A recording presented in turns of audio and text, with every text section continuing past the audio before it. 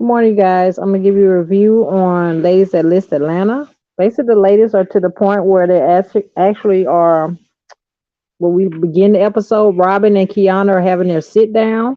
They're basically to the point where they're trying to hash out their differences about the actual idea that Kiana has that Robin wanted her to pay $400 per client. Basically, what Robin lets her know is that it wasn't per client; it was $400 flat. My thing is they had a disagreement, a fallout over an issue that they could have just picked up the phone and asked each other about. Kiana says she doesn't think that that's what it was. She thinks that Robin basically changed her story now. My thing is, I don't know. Maybe it was a difference of opinion. So basically, they have hashed their issues out. Kiana is to the point where she's actually being Robin's listening ear because Crystal's to the point where she's trying to get Tiara away from a potential client that actually is in the circle.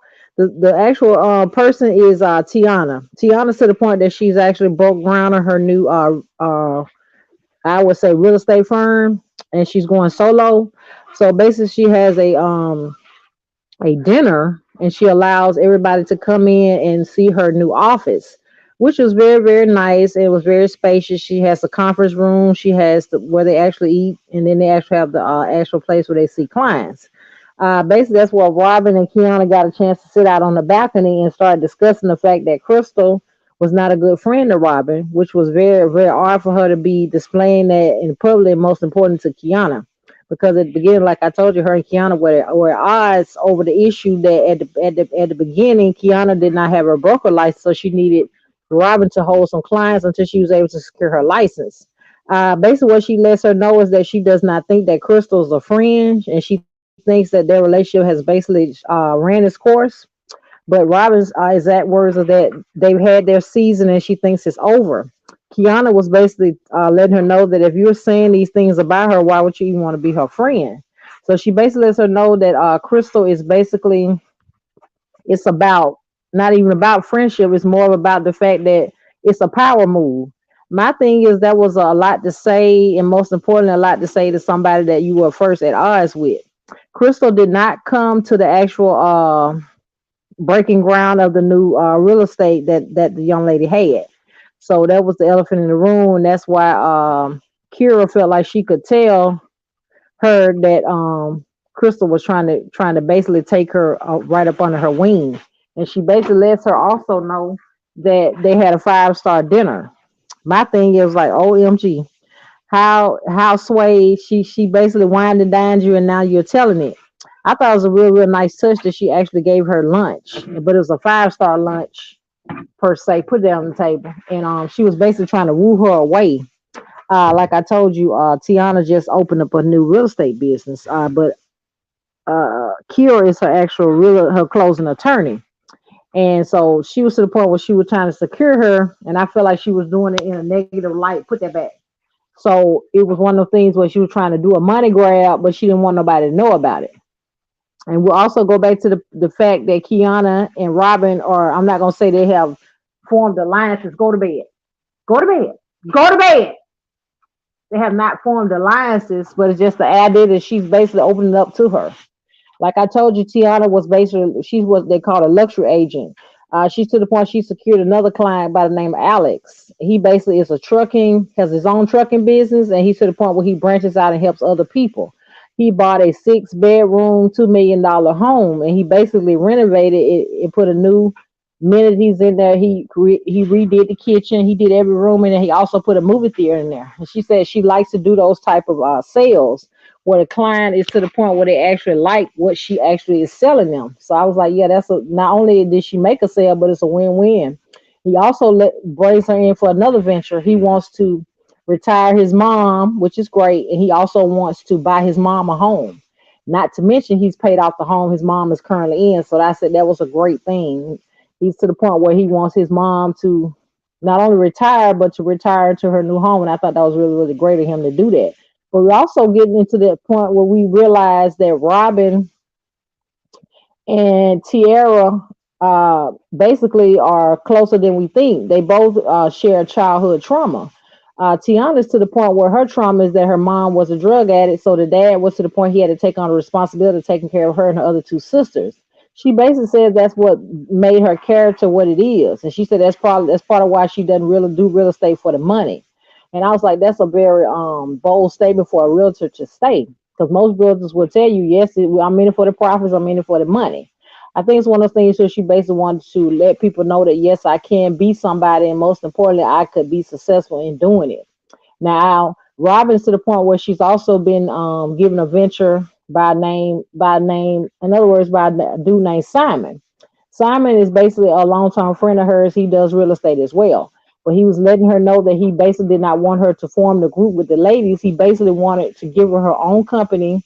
He was going to give her an actual apartment that he didn't no longer want. He was going to buy him another actual office.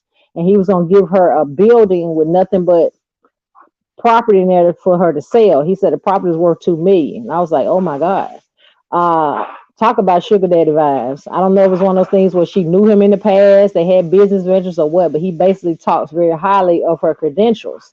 Basically, well, like he was trying to say she was dumbing herself down by trying to form an alliance with these ladies, so he was gonna give her her own real estate and let her do what she does. Because he already said that she come not only highly recommended, but he's seen her work. So when she gives her that proposition, she really looked like she lights up, and I guess she sees the light at the end of the tunnel. Because, like she said, even if she decided to do the alliance with the ladies, it's nowhere written in stone that they have to basically mingle, as she says, and kiki on the weekends. I personally can kind of understand where she's going with that. Like she's saying, we can get money together, but we don't have to be the best of friends. But I think the angle the ladies were trying to say was is that if you're going to form an alliance with women, you have to be to the point where you can at least get along with them. I think that's the aspect they were going with it. But Robin is basically a heavy hitter in herself, because you got to understand Robin is a broker. Crystal is actually a closing attorney. Tiffany is a realtor as well, but Kiana is a broker. So they all the ladies bring something to the table. And we were to the point where we had a moment with actual Tiffany where, like I said, she just opened her new real estate. She was basically giving homage to her husband because she said he had her back when they were had nothing. So she brought him in and she toasted him at first. And then she toasted everybody that was in the room. And I thought that was a real great gesture to let everybody know that she not only came from the bottom, but she came from the bottom with her husband. Now, Tiana was to the point she shared thing with us earlier, but she reiterates it this time. She lets us know that she not only ended her 5 year relationship, but her house burned down. And like she said, when her house burned down, that basically gave her an epiphany about her relationship and let her know that it was on the rocks as well. She said they had just ended their relationship in April. And that's what she spoke about when she actually had the meeting with Crystal. Crystal also lets her know that she just came out of a 4 year relationship as well. But here's icing on the cake. Basically, Robin says the only reason she think that Crystal was her friend was to make sure that she wasn't sleeping with her man. I was like, what? That came out of left field. I didn't even wasn't even expecting that one. It is what it is. But it's chilling to know that Robin thinks that of Crystal, because you at the beginning, if you didn't notice, you would think that they were two peas in a pod, because they were basically forming alliances way before Robin thought about venturing out and forming a group with the women.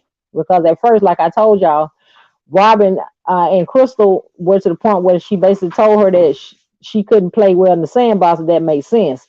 But I think the thing that made Robin go against Crystal was the fact that Crystal kept saying that she was triggered. Every time she said that word, it made her feel vulnerable, and most importantly, let her know that she had vulnerabilities. And also, Robin was to the point that she had to form an alliance with Tierra, and they actually spoke. And that what made her get close to Tiana, because Tiana was there for her and they had a discussion over lunch. My thing is, I don't know whether or not Crystal and Robin's relationship is gonna suffer as a result of this, but it's kind of I don't know. I can't say karma, but it's kind of coinky dinky that all of a sudden now she's friendly with Kiana. Kiana was her arch rival. Now they're friendly. I'm like, OMG. And then she's revealing her deepest secrets to her. Because at the end of the day, nobody knew that her and Crystal were friends on the strength that they've started seeing know each other, because she felt like in her mind that Crystal was trying to make sure that she hadn't slept with her man. And I was like, man, it's the things that people say when they think ain't nobody listening.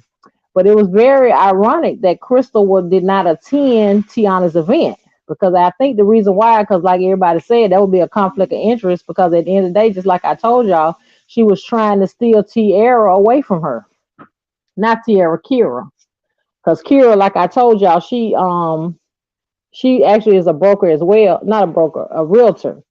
But her credentials, for some reason, she's actually labeled as the actual luxury attorney. I mean, luxury realtor.